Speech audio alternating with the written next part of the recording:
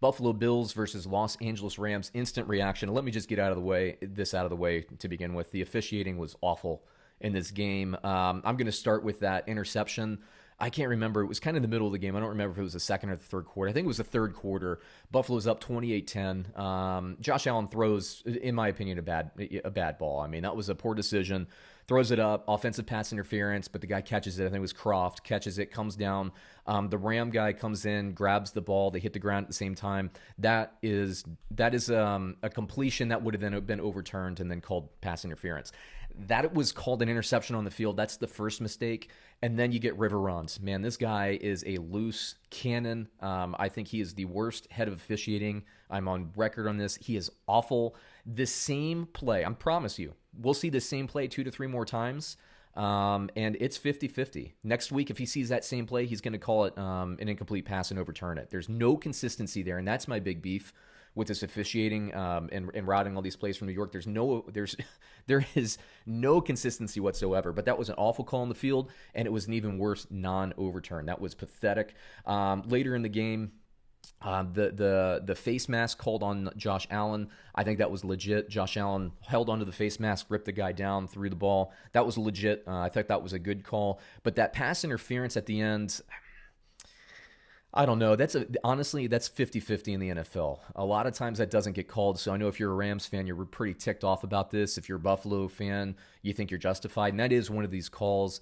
For me, I thought they would have called illegal contact, but when Fox brought on Pereira and he commented, I guess because the ball got in the air while the illegal contact was happening downfield, it's technically a pass interference. He liked the call.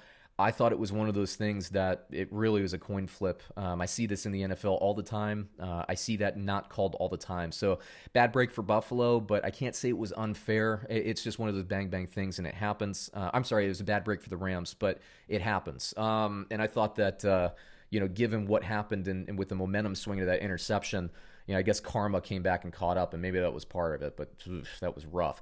Let me get to the stats here. Jared Goff had a nice game, 23 of 32, two touchdowns. Darrell Henderson, 20 carries, 114 yards and touchdown.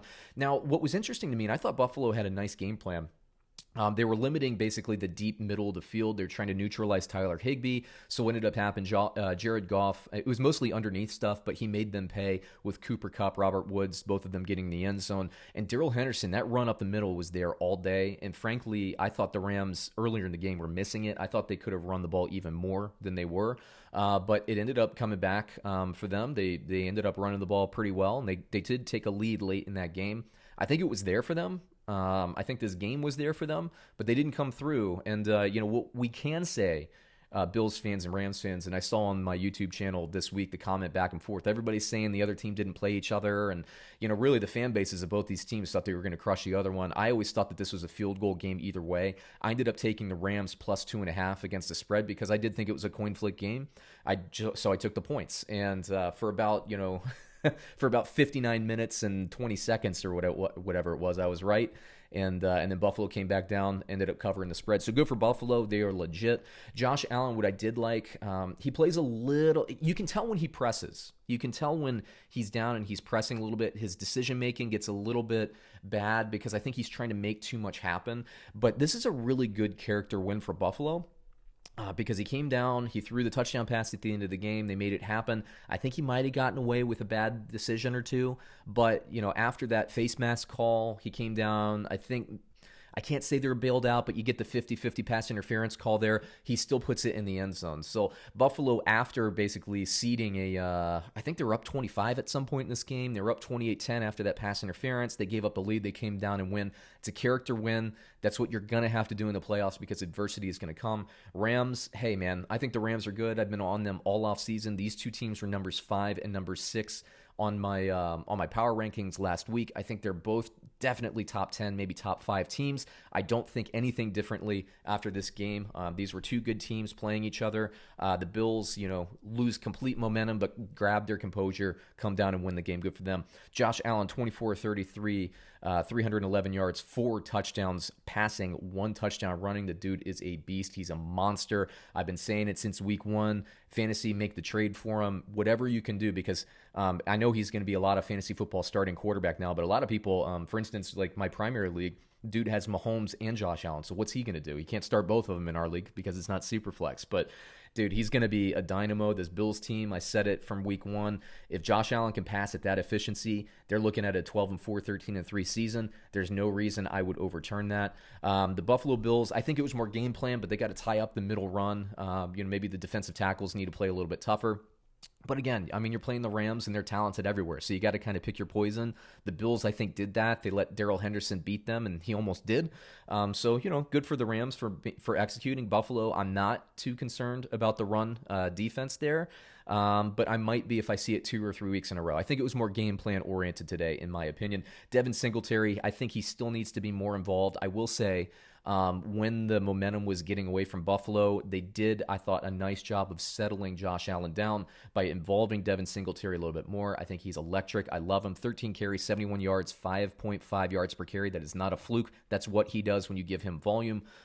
In the receiving game, you got Cole Beasley going for 6 catches, 100 yards.